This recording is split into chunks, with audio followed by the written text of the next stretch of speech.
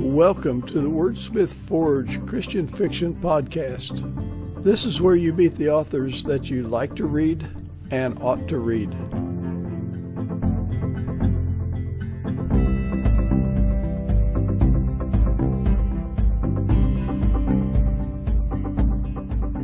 Well, I'm glad you've joined us for this episode. I'd like you to welcome John Gault Robinson. John, thank you so much for joining us on the Wordsmith Forge Christian Fiction Podcast. I'm excited to have you tell our viewers about yourself and your books, introducing yourself. Yeah, thank you, Mike, and it's good to be here. My name is John Robinson. I run under my full name, John Gault Robinson. For those of you who may recognize the name John Gault, I was named after Ayn Rand's hero of her epic novel, Atlas Shrugged. My dad read it. It was published in, I believe, 1957. He read it shortly after it was published, and after reading the book, he said, if I ever have a son, I'm naming him John Gault Robinson. And then he had 4 daughters before I came along. But anyway, so that's who I am. I'm an ER physician by trade. I've always been an avid reader ever since I first picked up a copy of S.E. Hinton's The Outsiders back in 7th grade. It was required reading, and I think I read it 3 more times that year, along with several other books. And reading has always been a passion. It's the same with my wife. And probably about 10 years ago, I think it was, my wife and my younger daughter started telling me I should write books. And at first, I kind of scoffed. I was like, I'm a math and science guy. I like to read, but essays was never my thing. And high school, it was me, and I played sports, and other than reading, I had no interest in English class. But the idea kind of grew. I started praying about it, and I would think about it, and I don't want to just write what other people write, and I'm just not that original or that creative. And I think I would think about it a little bit more. I got a little bit more serious about it, but I couldn't come up with anything on my own. And I think it was July of 2018 at 4 o'clock in the morning. I woke up and I had the first book, this book right here, Forces of Redemption, in my head. And I literally got out of bed. I went into my office. I pulled out a legal pad and I wrote down about 2 pages worth of notes. I prayed over it. And the next day I started researching, and here I am, 4 published books, 3 more written books, and more to go. So it's amazing what God can do. He always picks the least likely candidate, just like David wasn't even considered. They left David out in the field when they were looking to anoint a king when Samuel came by. And after going through all of his brothers, they finally said, well, there's David out in the field. We could try him. And that was who it was. And same with Gideon. And I'm the least likely candidate to write.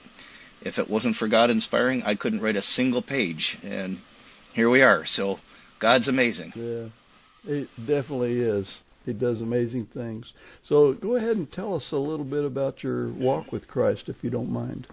Sure. I was raised in Western New York, Grand Island, New York, right above Niagara Falls. You could stand on our dock and literally see the mist rising up from the falls. We were right in the river. It's a very Catholic area. We attended a Catholic church. My mother was pretty devout. My father wanted nothing to do with church. So I was typical young Catholic teenager. I went to church more out of a religious obligation, but wasn't serious about it. Then God orchestrated my path. I wanted to be career military. I applied to the Naval Academy. I should have gotten in. I was actually recruited to play lacrosse there, and for some reason I didn't get in.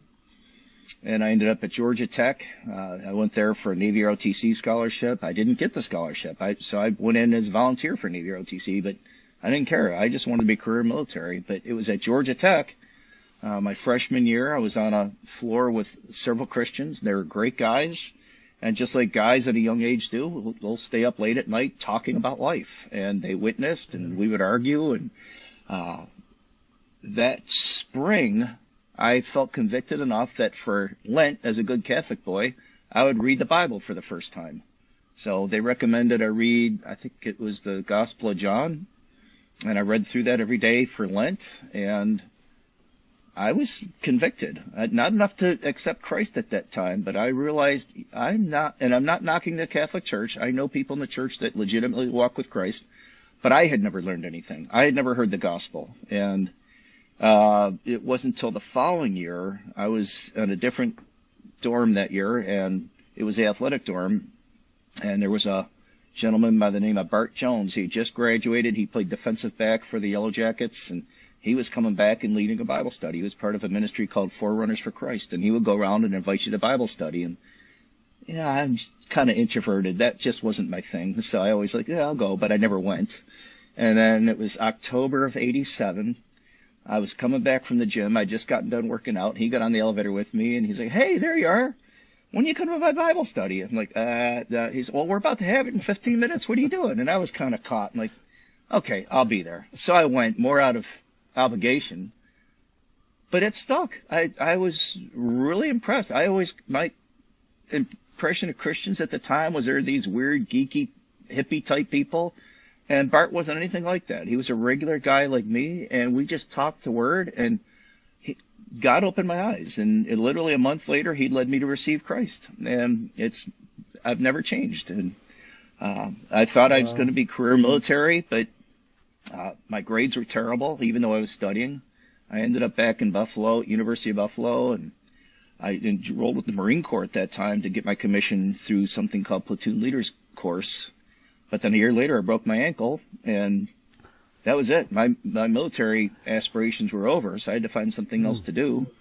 So I became a certified athletic trainer. I was in the sports medicine program. I stayed on and got my graduate degree, and that was when I met my wife at church. And shortly after graduating, there was no jobs for athletic trainers in Buffalo. It was still a limited field in 1994, so we ended up in rural Tennessee, and I worked in a physical therapy clinic in the day, and I took care of 4 athletic programs in the afternoons. This is a little town called Lawrenceburg, Tennessee. And a few years later, I was looking to go back to get my physical therapy license. It was pretty much the same as athletic training, but it would double your certification. It would double your salary, give you better hours. We were having kids. My hours as an athletic trainer were terrible. My pay was terrible. But the physical therapy programs wouldn't take me. They were like, "Nope, you have to go for the full 6 years now." They were going into a graduate program instead of just bachelor's. Yeah. And so somebody's like, "Well, have you thought about medical school?" And my wife and I, again, laughed. I'm like, no, my grades were never that good.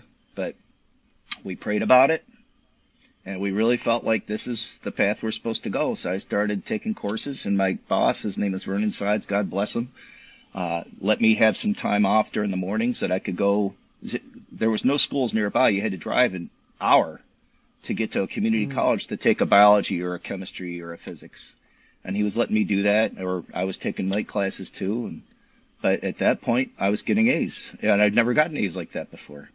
And I got into medical school first shot, and here I am, 20 years later, a doctor, author, father, grandfather, and all I could say is, when I look back, all the things I thought were setbacks and disappointments in my life was God ordering my steps, and I have no regrets. And, I think of the verse when Jesus says, "He who puts his hand to the plow and looks over his shoulder is not fit for service in the kingdom of God."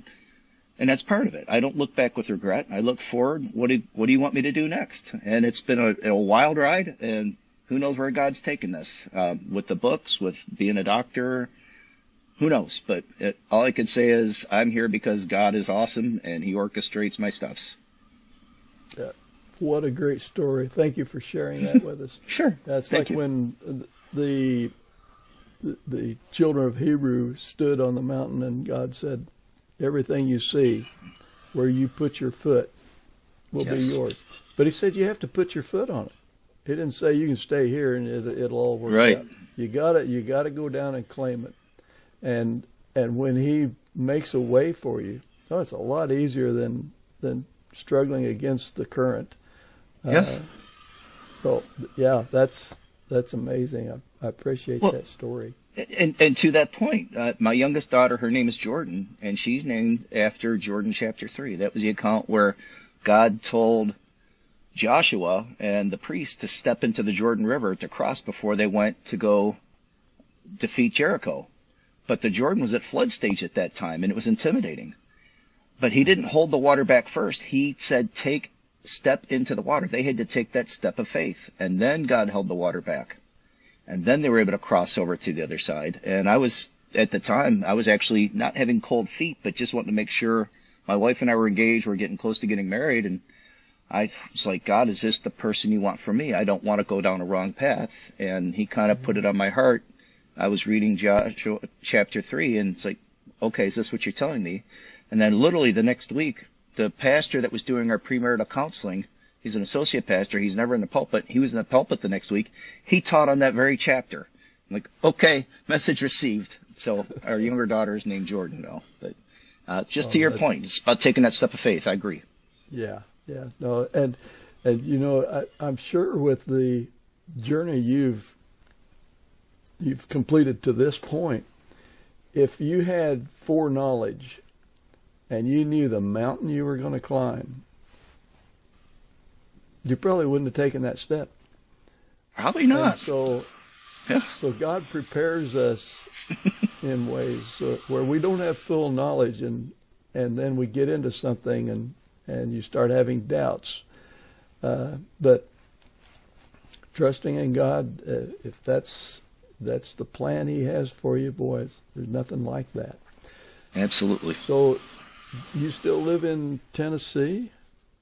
No, we are in Columbia, South Carolina. Actually, a little town just northwest of it called Irmo. We live on a lake called Lake Murray. I grew up sailing. I don't live expensively, but the one thing I'll always be near water where I could sail again. So that's where we settled. I came here for residency. I went to medical school in Johnson City, Tennessee, in East Tennessee State, where my new series that has yet to be published will be taking place. But after I graduated medical school, you have to go into residency. That's your specialty training. And you apply to several residencies, and it's kind of a match process. You rank where you want to go. They rank who they want based on who they interviewed. And it goes in the computer and spews out what's called a match. And I ended up in Columbia.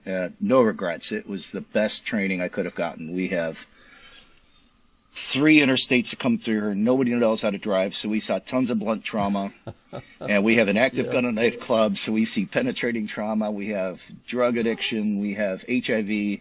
We have a very sick population. And after 3 years of that, you can pretty much handle anything. And by the time my kids were established here, they got into ice hockey and figure skating, and nobody wanted to move. So I still live here. I actually work an hour and 20 minutes away at a different hospital. That I love it, but we still live where we live. But probably staying here. My next question was going to be, what of God's creation is close to you where you like to go and recharge your batteries or just cleanse your soul? And I think you've already answered that. Yes, sir. You live next to a lake and are quite content to drive an hour so you can be where you're at peace. Absolutely. So just to kind of round things out, and this might be an odd question, but what are your 3 favorite movies? Oh, good question. I'm going to have to say Miracle, which was the story of the 1980 U.S. Olympic hockey team. I think it came out around 2001. Starred Kurt Russell. I still get chills watching. I remember watching those games when I was a kid. I was, I think, 12 years old at the time, and they did it so well in the movie. But definitely Miracle. The Hunt for Red October, still probably my favorite book. And, I'm one of those people who most of the time you read a book and you see the movie and you're severely disappointed. The movie just doesn't come close to the book. And this doesn't touch the book, but it was still extremely well done. And I can remember the first time I sat in a theater and it opened up with the Russian music playing, and there's the Red October, and there's Sean Connery as Captain Ramius. And I just had chills. And I still get it to this day. I've probably watched that movie 200 times, and I'll never get tired of watching that movie. Boy, after that, there's so many good ones. But, I think of Remember the Titans, some of the true-to-life movies. The Rookie, any one of those could definitely match up there as well. But I would also put up there the series like the Band of Brothers series and the Pacific, and I'm currently watching Masters of the Air. They're full of language, which I wish they could skip, but I understand they're being authentic to the story. They're true-to-life stories. Band of Brothers specifically, I think, was extremely well done, and so I do enjoy watching that too. I agree with some of your picks there, that you just love to see people that accept a challenge and overcome it. Absolutely. The odds. You've already kind of covered what inspired you to become an author. It sounds like you just had a story and you had to tell it. Like I say, the interest was there. I didn't have the story. I can always say God gave me the story, and I'm just, ever since then, every time I sit down to write, I start in prayer first, that God would inspire. If there's one thing I've learned over life, and what the scriptures show, is when we empty of ourselves so that God can come in and take over, he could do amazing things.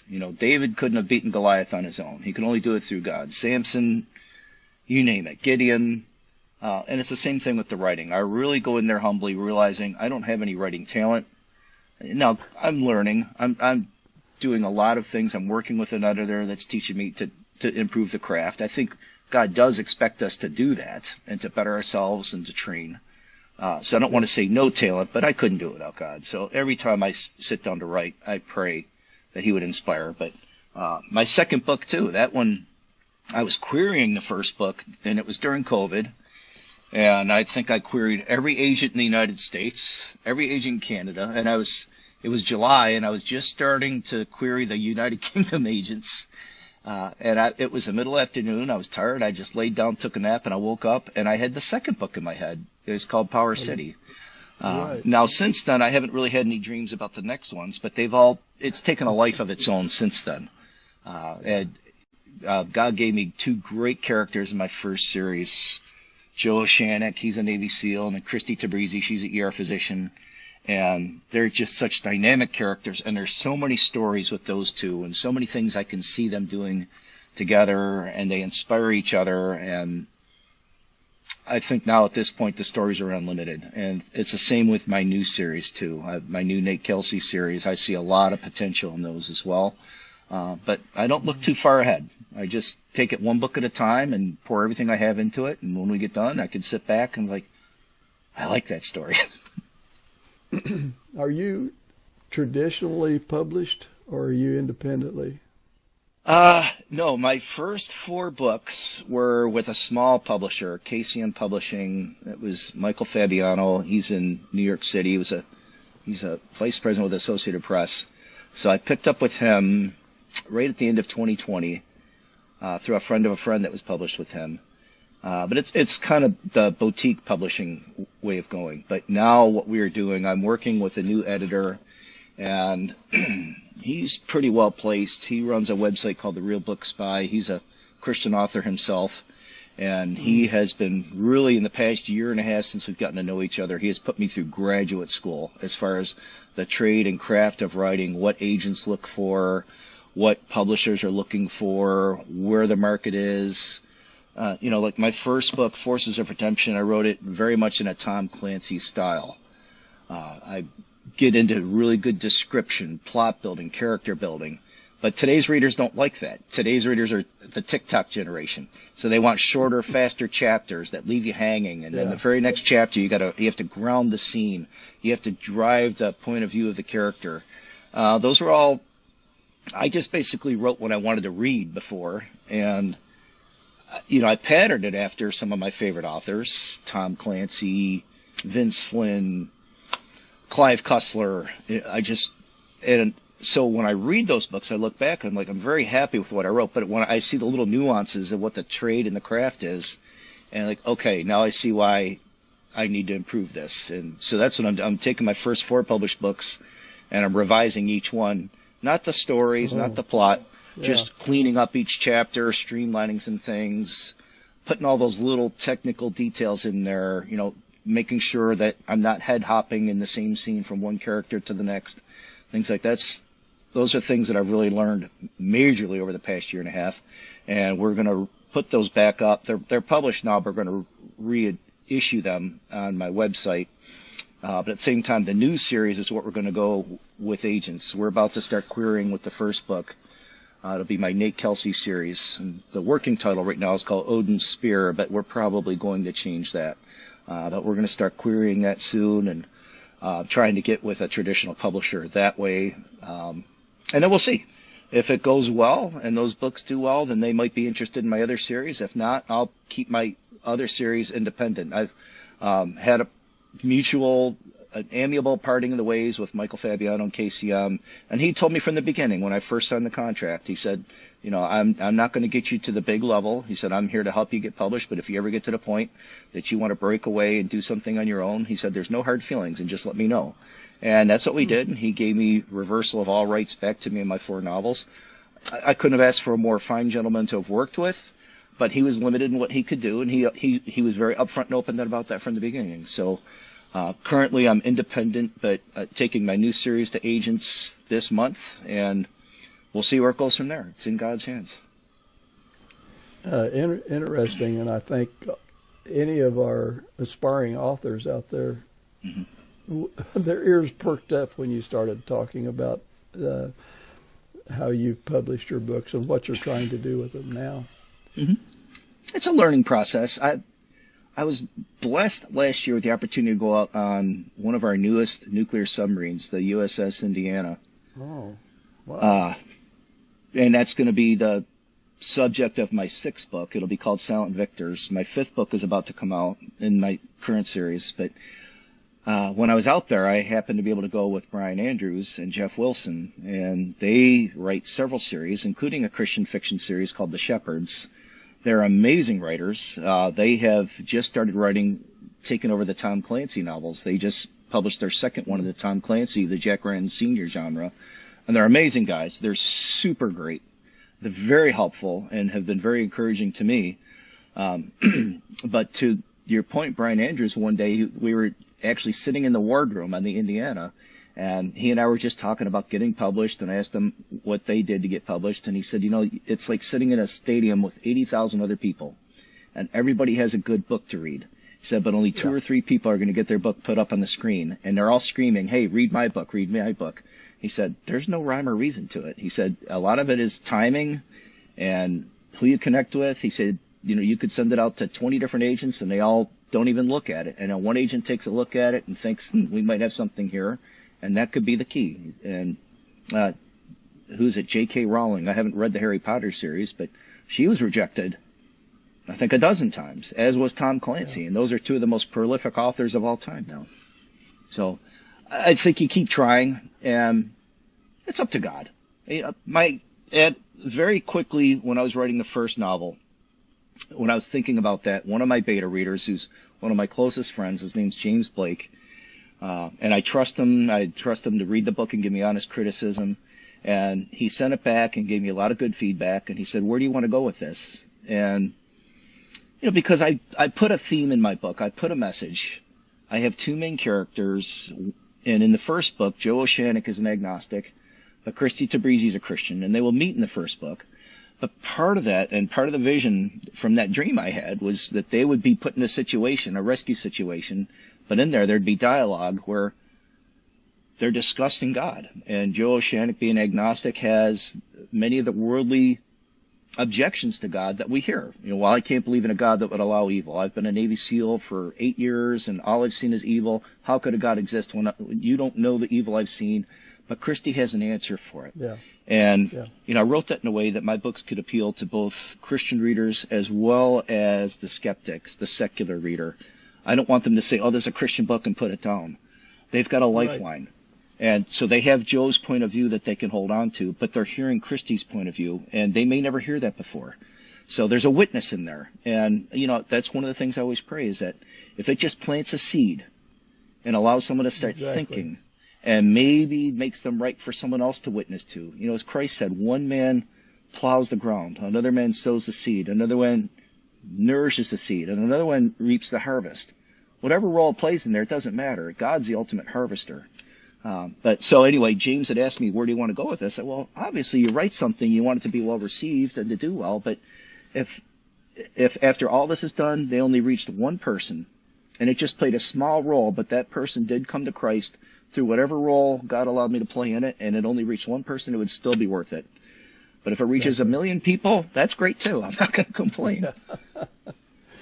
I think there's a big difference between face-to-face having a discussion or argument, as opposed to, say, an agnostic reading someone that takes their position, and then they actually consider the other position instead of having to defend it themselves. So I think there's a lot of value in there, and I think we're missing the boat if we shy away from recognizing that not everyone is ready to be convinced. No.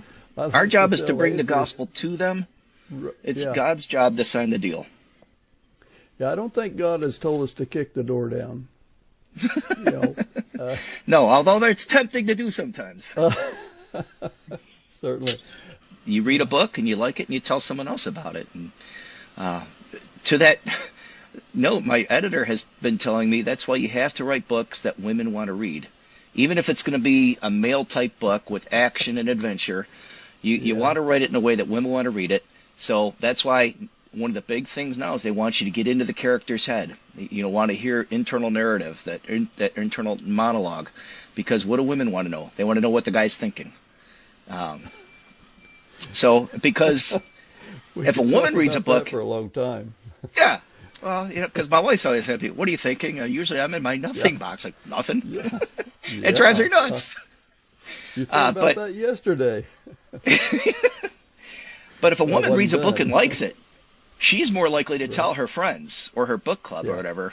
Whereas most guys are like, yeah, it was a good book. They might tell someone. Yeah. So the marketers, the publishers, when we're getting towards that side of the trade, yes, that's what they want. They want a book that's going to appeal to both men and women, or just women. A book that appeals to just men, they're probably going to pass on. But if you can write it to both, and I never thought about that from the beginning anyway. I just, like I said, the story kind of came to me. I give God the glory, but my books are definitely books that are, I'd say I have equal readership, men and women, and definitely enjoyed by both. And I think both of my characters can appeal to both. Christy isn't just solely for women.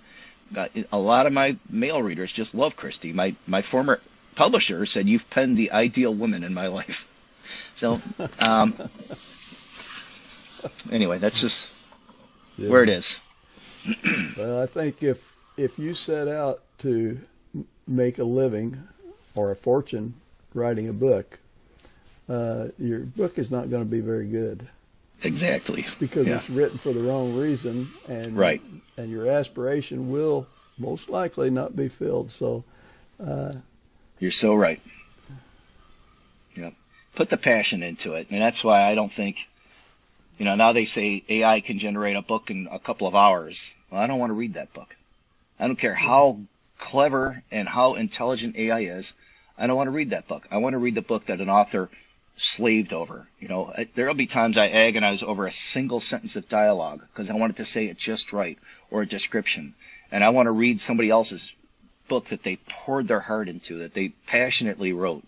Like I said, I've mentioned Brian Andrews and Jeff Wilson before. That's something those guys do. They are just passionate about their writing. I saw it firsthand when we were in the submarine, and Brian Andrews just was taking note after note after note. And he was a former submarine officer.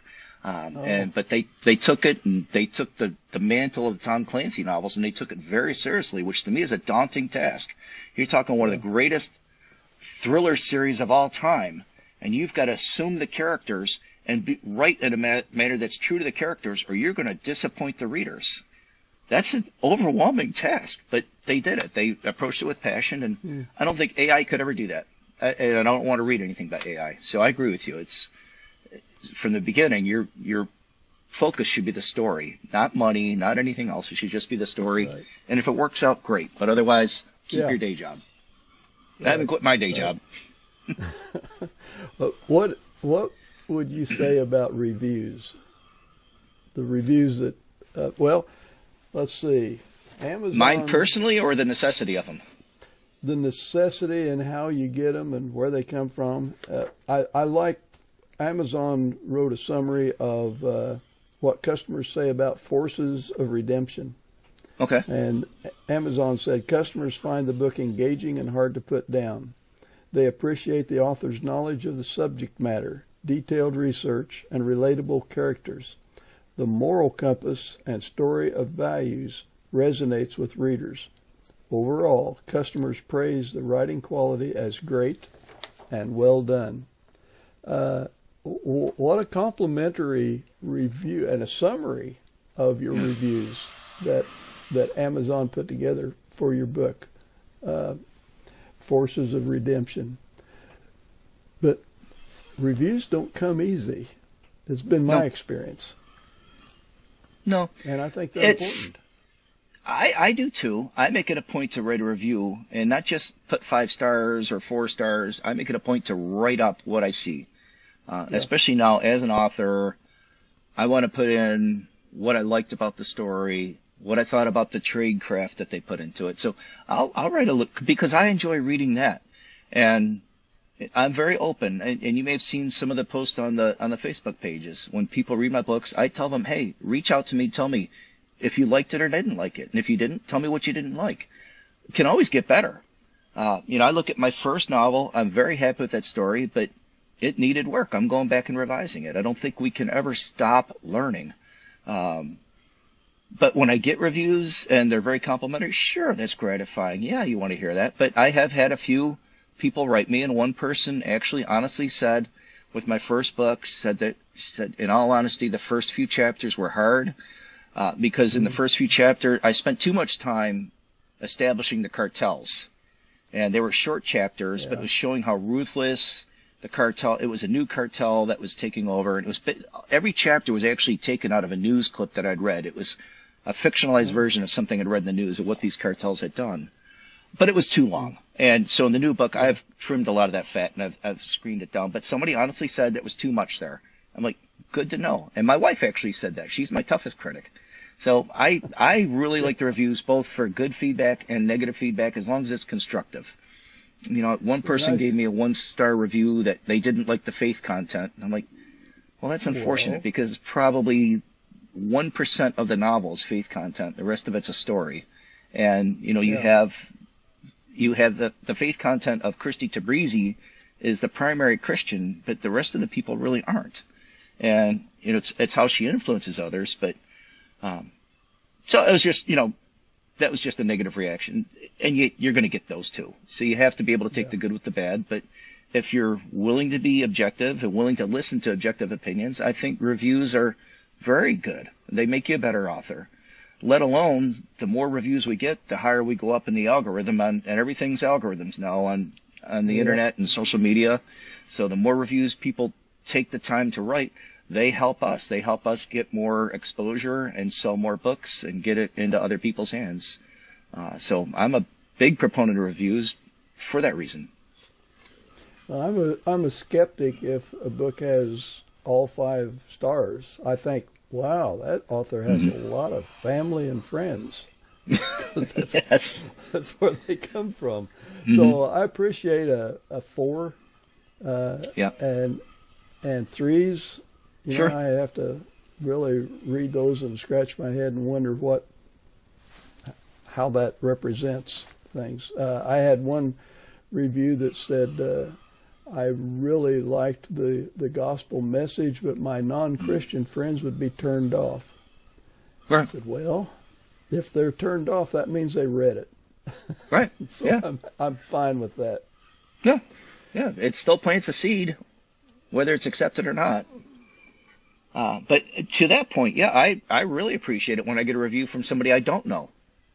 Right. Because yes, I do have family and friends that have written reviews, and you wonder, are they just being really complimentary because they know me, or is this an honest review? And I trust most of them to be honest with that. And my wife, like I said, she could be brutally honest. She'll read the books before they get published, and she really saved my character in the second book. She's like, Christy would never do this. She would never say this. And I'm like, you are so right. I can't believe I wrote it like that. And so I went back and rewrote a part. So I really covet the honest feedback, and my beta readers do the same thing.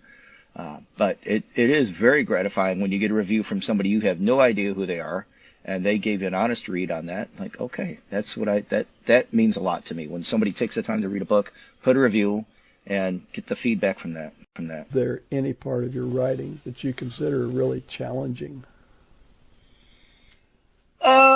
Yeah, of course. Research is the big thing. I'm meticulous for the details.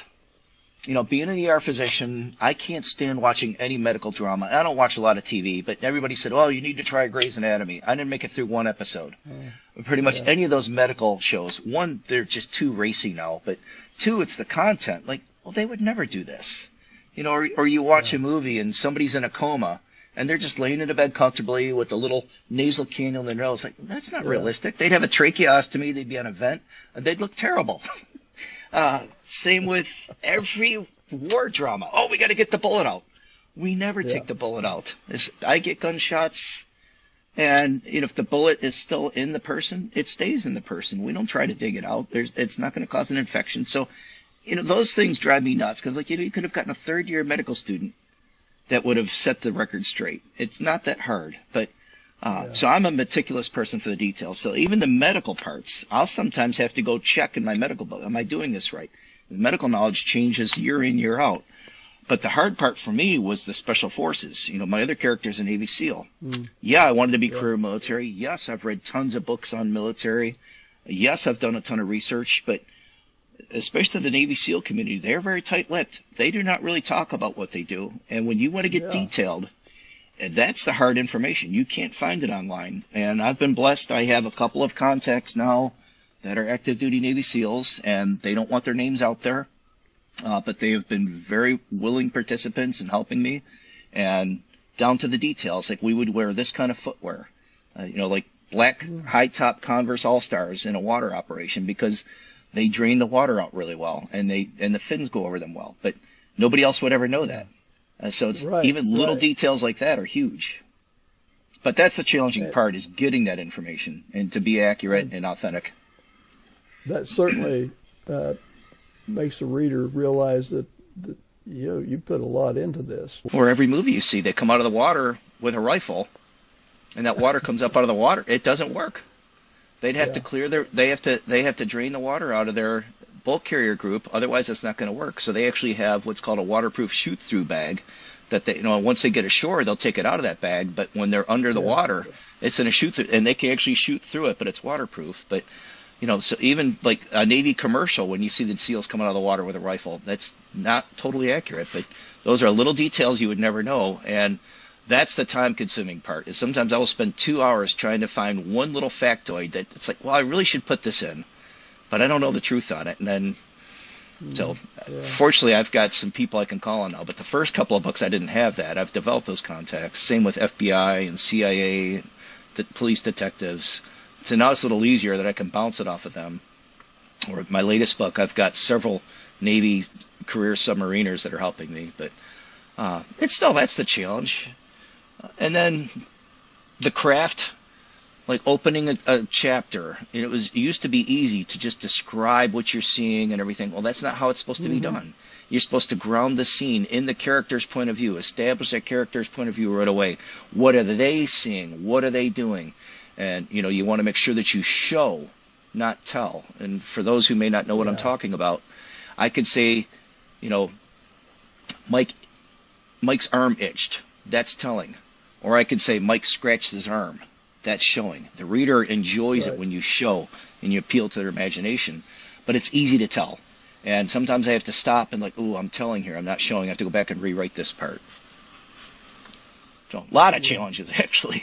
But it's fun because it's like taking a raw piece of art and sculpting it, and then it looks pretty good, but then you go back and you really buff it up and make it look like something great.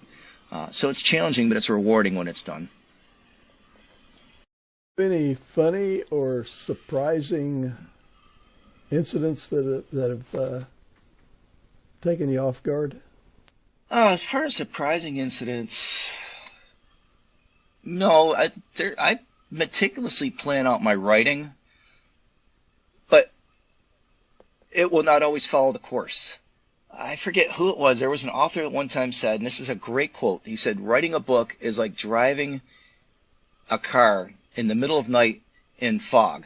You can only see as far ahead as the headlights go, but you will eventually get to your destination.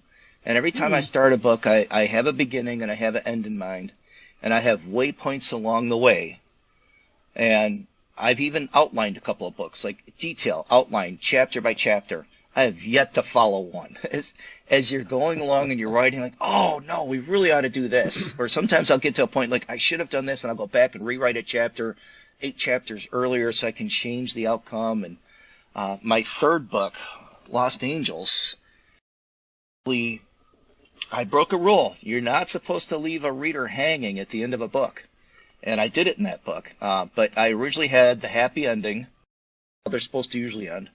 But it just kept gnawing at me. It's like, oh, I really ought to end it this way. So I wrote 2 endings to it, and then I sent it out to my beta readers, thinking they're not going to want the cliffhanger ending. And each one came back and said, oh, you have to go with that ending. You have to do that. So I did. And then I was like, okay, well, I'm going to immediately have to follow up with the 4th book. The sequel to that is called In Darkness Light Shines. I immediately set out to write that. I was like, I'm going to have this out within a few months of the other one. It's not fair to the readers.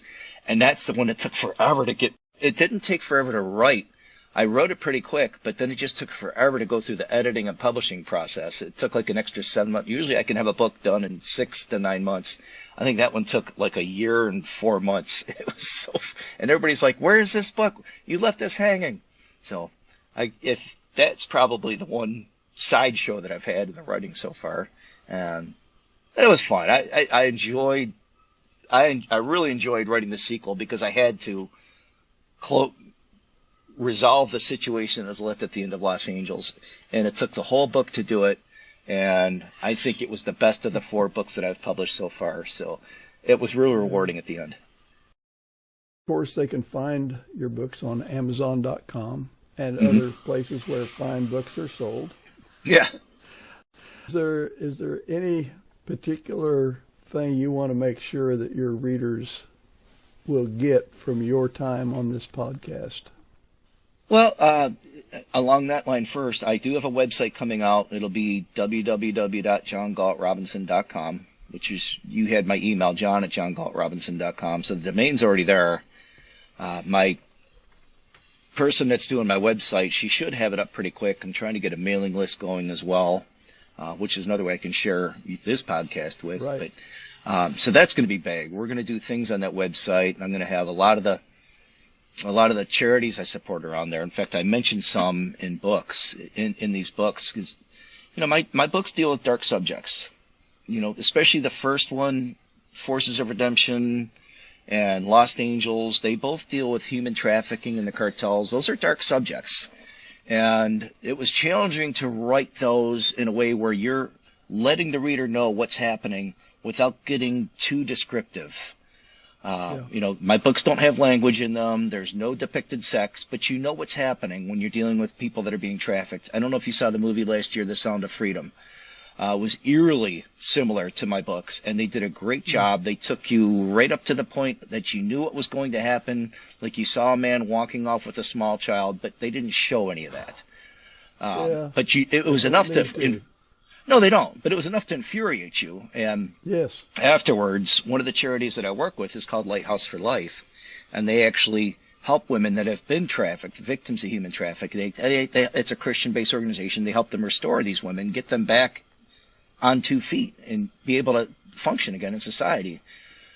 And I called the president. Her name's Lisa Kerr. And I called her up after my wife and I walked out of the Sound of Freedom. I was like, Lisa, you need to get down here, get a desk set up with all your information. People are going to walk out of this movie and they are going to be furious about what's going on when they learn about all the human trafficking, especially the child trafficking, and they're going to want to know how to get involved. And if you're right there with answers, it's going to make a huge difference. Because it ran, I think, for 2 weeks in the theaters, and there was some really good turnout with that. But so it's the same thing with my books. My books will deal with dark subjects, and when you read them, you're like, ooh, I'm not sure. Like, even you, when you looked at my books at first, you're like, I'm not sure these are Christian. But I assure you they are. Yeah. Yeah, they're clean. Go ahead. No, I did appreciate you clarifying that, because I thought, how can you, there's got to be a lot of horrible language in this to make it, to drive your point home. That's the easy way to write. But I appreciate that it's not in there, and I certainly appreciate you assuring me. And so I did some I read some samples of your work, and I said, wow, yeah, I got to have this guy on the podcast because Thank you. I think it's very important that Christians and Christian writers don't shy away from the world that we live in. It's a fallen world. You're true to yourself, true to the Word, and that's what we need. Well, we're to be ambassadors, and I have. Yes. That's some of the feedback I've gotten. In fact, one of my Navy SEAL contacts, and he's a Christian, but he said, hey, it would be a lot more authentic if you started dropping some F-bombs in this part. And I was like, I'm not going to cross that line. I said, in fact, Clive Cussler, one of the greatest thriller authors of all time, and I don't think he was a Christian, but his books didn't have language. And he was a bestseller, international bestseller. And his books are fantastic reads. And that was the thing. He said, I'm not writing a book that I wouldn't want my teenage kids to read. So he shied away from the language. He shied away from any depicted sex. And like I said, mine deal with some dark subjects, and you'll hear about it, but you don't see it. And you don't have to hear the language. And I've had a few other people. In fact, one of my nephews who was a Marine, and he's been a source for several of my novels, too. In fact, I made him a character in my 5th novel. His name is Micah, and he's just a great guy. He makes me look like a pencil neck geek, but he was an airframe technician on the VH-22 Osprey. And just a character. I didn't have to make anything up. I just wrote who he is and just changed the name a little bit. But he even said, this is the Marine Corps. This isn't authentic. There's no language in here. I'm like, that's how it's going to be, man. But after the first book, he actually wrote me back. He's not a Christian, but he said, wow, Uncle John. So I really enjoyed the book. I felt like a fly on the wall in every scene. Said, and normally I wouldn't care for the faith content, but you've got me thinking. And that was all I needed to hear. Yeah. And then another friend last year, after reading In Darkness Light Shines, he texted me. He said, I've never gone to church. I've never been interested. He said, but I think I need to start reading the Bible. Is there one you recommend? I was like, touchdown. That's all you can ask for. It was fantastic. Exactly. And, and here he's a secular reader, but enjoyed the books. And he wasn't reading because he's a Christian wanting Christian content. He enjoyed the story regardless, but it planted a little seed and it made him think. So really, that's to God be the glory, because I don't have the talent to do that. Only God could do that. But I agree with you. I think we are to be ambassadors. My books are going to be a little different, but I think they're still going to be great, appealing stories, and they don't need all that content. I work in rural South Carolina. I'm in the middle of the Bible Belt in the emergency department. But, the language that goes around between the majority of staff around me is pretty thick. And it's just, that's the way society is today. We hear our presidents say it now. And I'm not saying it's right. It's not. But, it's incorporated every part of society. But that's a line I'm not going to cross in my book. Well, if people don't want it, that's okay. Well, John, I have really appreciated this time. We've talked 52 minutes, something like that. But you've been a great guest. I appreciate you coming on. And, appreciate it. God bless, and thank you for your time. I appreciate it. Thank you. I really enjoyed it. I appreciate it. Well, let me pray for you before we go. Is that okay? Thank you, sir. I appreciate that. Heavenly Father, I just thank you, Lord. I don't think there's any such thing as a coincidence. There's always divine appointments. And I just thank you that Mike and I were able to connect. And Lord, I just pray your blessing upon him. Lord, give him wisdom and guidance. May he keep his eyes fixed upon you, the author and perfecter of our faith, as you guide him through this process with the podcasts, with the books that he writes. I pray you'll continue to inspire, Lord, and just write through him stories that will appeal to many people. And Lord, as we both just give it to you. I like what Dallas Jenkins says. We offer you the loaves and fishes, and then you do it with what you want, whether you multiply it to feed millions or just a couple people. Whatever your plan is, that's fine. Fame and fortune are fleeting. That's not what we're after. We're here to glorify you, to add to your kingdom, to get the word out to other people, that people might just pick up our book and it might inspire them to listen to your word, to hear from you, or to seek you, or to someday accept you as Lord and Savior. So through Mike's ministry and mine of writing, and through Mike's podcast, I pray that you'll do great things. I pray that you'll show him exactly what you want him to do, and I pray that you'll bless every effort. Just help him to grow closer to you through this, and with everything we do, may you be glorified. And we thank you in advance for the good work you'll do. It's in Jesus' name we pray. Amen. Amen. And well, thank you very much. Well, Mike, thank you I appreciate for your time, sir. You too. God Thank bless. you. All right. Yeah. Bye-bye. Bye. I hope you have enjoyed this episode as much as I have. I think we really learned a lot about what John puts into his writing. He has tackled some difficult situations, things that are going on close to us, maybe not right in our backyard, but we know about them. And he's written interesting stories that brings those situations to light, like trafficking human beings. You know, our last episode was James L. Rubart. Very interesting. And this episode with John, I'm looking forward to our next one. I hope you will join us. Now that you're becoming familiar with the authors, I hope you will look for their books. A quick personal note, I've been recording authors since January. Now in March, I'm having to record the start and end for these podcasts. I wish I'd have thought of that when I was recording the interviews. It was a rookie mistake. I'll get better, I promise. What makes things look out of step is I'm preparing to play a Pharisee in our church's Easter drama, Lead Me to the Cross. Hence, the beard has to grow. I like it. The wife, not so much. I'm very glad you were able to join us. I hope you will help us keep the lights on here at the Wordsmith Forge by subscribing to our podcast. Hit the like button and share us on your media sites. Christian fiction is a great way to demonstrate biblical principles. With your help, we can spread the good news. As you just heard John say, his nephew said, "Your book has got me thinking." And I think their work gets lots of people thinking. But we have to get the books in front of people so they can become interested.